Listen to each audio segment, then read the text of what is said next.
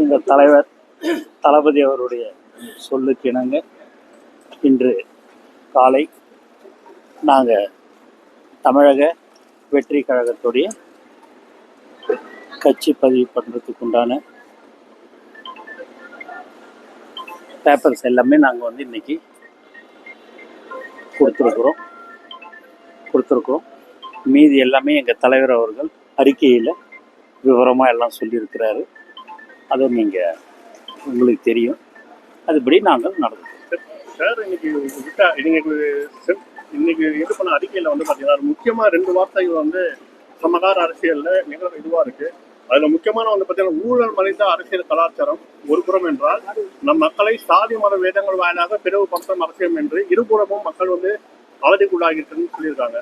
இது யாரை குறிப்பிட்டு இன்னைக்கு தான் நாங்கள் முதல்ல ஆரம்பிச்சிருக்கிறோம். இது எல்லாமே இனிமேல் பட்டு அதிகபூர்வமான நாங்கள் அவர்களை நியமிப்போம். அவர்களிடம் நீங்கள் எந்த கேள்வியாக இருந்தாலும் கேளுங்க, அவங்க அதுக்கு உண்டான பதிலை சொல்லுவாங்க.